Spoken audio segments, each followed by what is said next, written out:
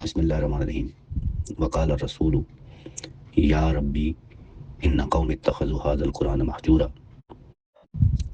اور رسول اللہ صلی اللہ علیہ وسلم فرمائیں گے اے میرے پروردگار، بے شک میری قوم نے اس قرآن کو چھوڑ رکھا تھا۔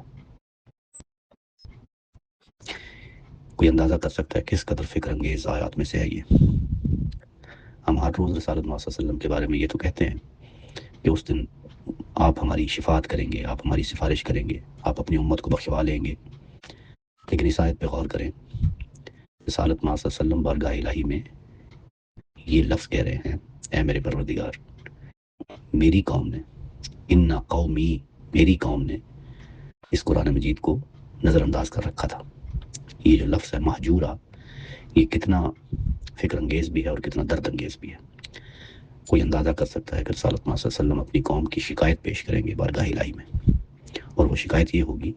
کہ اس قرآن سے دوری اختیار کی میری قوم نے۔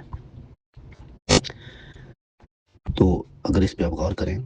پہلی بات تو یہ کہ یہ جو مہجور کا لفظ ہے، حجرہ سے یہ نکلا ہے، جس کے مطلب ہوتے ہیں چھوڑ دینا یا تعلق ختم کر لینا یا کسی چیز سے دور ہو جانا۔ اگر تھوڑا غور کیا جائے کہ دوری کا مطلب کیا ہو سکتا ہے،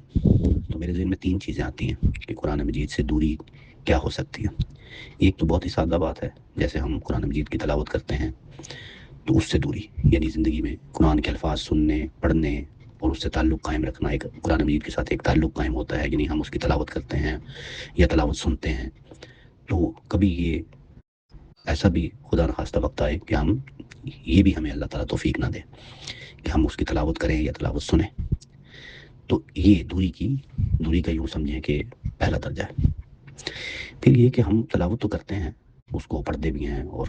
آج کل تو موبائل میں اور کمپیوٹرز میں ہر جگہ پہ قرآن کی تلاوتیں ہوتی ہیں، تو سنتے تو رہتے ہیں، سنتے بھی ہیں، پڑھتے بھی ہیں، دیکھتے بھی ہیں، کبھی مراجعت بھی کرنی پڑتی ہے تو بھی نکال لیتے ہیں، لیکن اس کے فہم سے ہم دوری اختیار کر چکے ہیں۔ یہ اس کا دوسرا درجہ ہے، یعنی ہم یوں سمجھیے کہ اس کو محض ایک برکت حاصل کرنے والی کتاب سمجھ چکے ہیں کہ ہم نے کسی کی شادی ہے تو اس کے سر کے اوپر قرآن مجید رکھ لیا تاکہ دلہن نیچے سے گزر جائے اور اس کو برکت حاصل ہو جائے، یا کوئی فوت ہو رہا ہے تو قرآن مجید کی تلاوت شروع کر دی اس کے سرانے بیٹھ کے، یا کوئی فوت ہو چکا ہے تو اس کی قبر پہ کھڑے ہو کے تلاوت شروع کر دی، یا اس طرح کی اور بہت ساری چیزیں، نیا گھر خریدا ہے یا نئی دکان کھولی ہے تو ختم قرآن کرا لو۔ یہ اصل میں اس کو برکت حاصل کرنے والی ایک کتاب سمجھ لیا گیا، اس کو ہدایت حاصل کرنے والی کتاب نہیں سمجھا گیا۔ یہ اس سے فہم کی دوری ہے، یہ اس کا دوسرا درجہ ہے کہ ہم نے اس کو انڈرسٹینڈ کرنے سے انکار کر دیا۔ جبکہ سورہ صاد میں اللہ تعالیٰ نے بالکل واضح الفاظ میں فرمایا تھا کتاب انزلناہ الیک، ہم نے یہ کتاب تمہاری طرف نازل فرمائی ہے، مبارکن لیدبروا آیاتہ، تاکہ لوگ اس کی آیات پر تدبر کریں، غور کریں، فکر کریں۔ تو ہم نے یہ کام بالکل چھوڑ دیا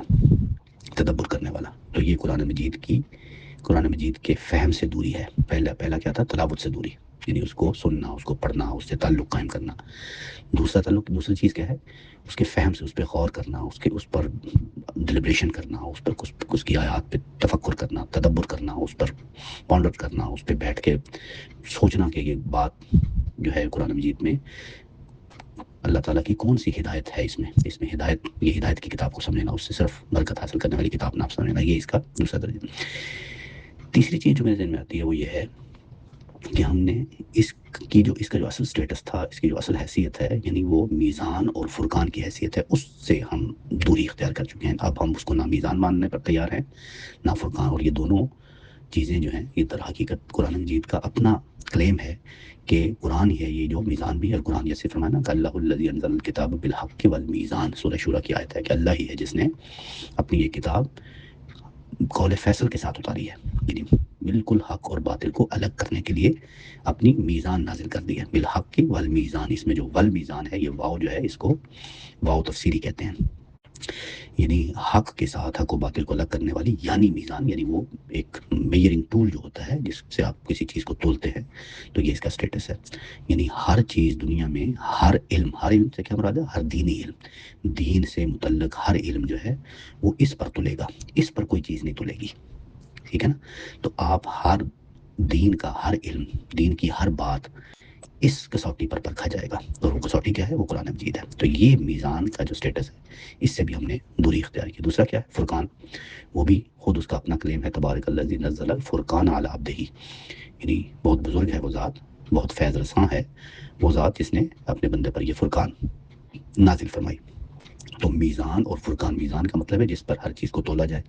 اور فرقان کا مطلب ہے حق اور باطل میں امتیاز کرنے کے لیے ایک حجت قاطع، یعنی آخری حجت جس پر حق اور باطل، اس کے بعد کوئی چیز نہیں ہے جس پر آپ حق اور باطل کو۔ اب اس کا مطلب کیا ہے ساری بات کا میزان اور فرقان نہ ماننے کا؟ اس کا مطلب یہ ہے کہ آپ بڑے سے بڑا کوئی فتویٰ، بڑے سے بڑا کوئی امام، بڑے سے بڑا کوئی فقیہ، یہ سب چیزیں قرآن مجید کے فیصلے کے زیر رہے، ہر چیز، یعنی کوئی بھی، یعنی اس کے علاوہ کوئی اس کے کسی حکم میں کوئی ترمیم، کوئی تغیر، کوئی تحدید، کوئی تخصیص نہیں کر سکتا، خواہ اس کو آپ وہی کہیں، اس کے علاوہ یعنی قرآن مجید کے باہر کی کوئی چیز، القاء کہیں اس کو، کوئی فقہ کہیں، یعنی کوئی فتویٰ کہیں، کوئی عقیدہ کہیں، وہ اس کے خلاف اگر ہوگا تو وہ کسی صورت میں قبول نہیں۔ ہمارے یہاں کیا ہوتا ہے، یہ بڑی عام آپ نے پریکٹس دیکھی ہوگی کہ قرآن مجید ایک بات کہہ رہا ہے، اور اگر اس کے مقابلے میں روایت پیش کی جاتی ہے، روایت آپ سمجھتے ہیں، روایت کا مطلب ضروری نہیں حدیث ہی ہو، روایت کا مطلب ہوتا ہے ٹریڈیشن، جس میں آثار بھی ہوتے ہیں، اقوال بھی ہوتے ہیں، وہ موجود تو حدیثی کی کتابوں میں ہوتے ہیں، لیکن وہ راویوں کے اقوال ہوتے ہیں، وہ ضروری نہیں ہوتا کہ رسالت محمد صلی اللہ علیہ وسلم ہی کی حدیث ہو یا رسالت محمد صلی اللہ علیہ وسلم ہی کی، اس میں سند کا اور متن کا بہت عمل دخل ہوتا ہے، یہ بھی لمبی بحث ہے، لیکن تھوڑی دیر کے لیے آپ سمجھ لیں کہ روایت ٹریڈیشن کو کہتے ہیں۔ تو یہ کہ ہمارے پاس کوئی ٹریڈیشن آ گئی، کوئی روایت آ گئی، تو ہم اس کو قرآن مجید کے مقابلے میں برتری دے دیں، اس کے مقابلے میں ہم کہیں کہ یہ بات ہمارے سامنے آ گئی ہے، لہٰذا ہم اس کو اس کی روشنی میں دیکھیں۔ ہمارے یہاں عام طور پہ یہ کہا جاتا ہے نا کہ قرآن مجید کو روایت کی روشنی میں دیکھا جائے گا، حالانکہ یہ اس کا ریورس ہونا چاہیے، ہونا کیا چاہیے کہ ہر روایت کو قرآن مجید کی روشنی میں دیکھا جائے۔ تو یہ جو ریورس میتھڈولوجی ہے کہ ہر چیز کو قرآن مجید کی روشنی میں دیکھا جائے، یہ ہے کہ آپ نے اس کا میزان ہونا اور اس کا فرقان ہونا، اس پر آپ یعنی قائم ہو گئے۔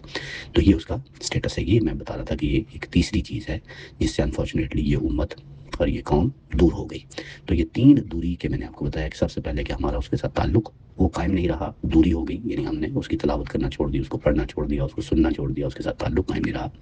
دوسرا یہ کہ اس کو انڈرسٹینڈ کرنا، اس سے فہم کی دوری،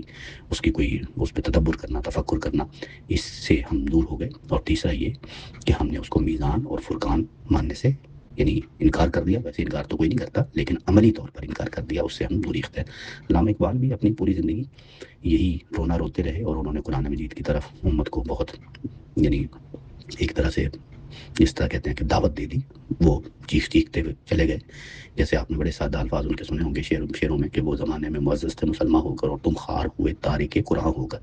اور ایک ان کا یہ جو شعر ہے نا جس میں یہی الفاظ ہے کم و بیش کہ خارز محجوری قرآن شدی شکوہ سنجے گردش دوران شدی، یعنی تم خوار ہو گئے ہو قرآن مجید سے دوری اختیار کر کے، اور اب تم شکوہ کر رہے ہو کہ زمانہ بدل گیا ہے یا زمانے کی گردش کا شکوہ کرتے ہو۔ تو اصل میں تم خوار کیوں ہوئے ہو؟ اسی مہجوری کی وجہ سے، یہ وہی لفظ ہے مہجوری، یعنی خارز محجوری قرآن شدی شکوہ سنجے گردش دوران شدی، یہ جو شبنم بر زمیں افطند آئی در بغل داری کتابیں زندہ آئی، کہ تم شبنم کی طرح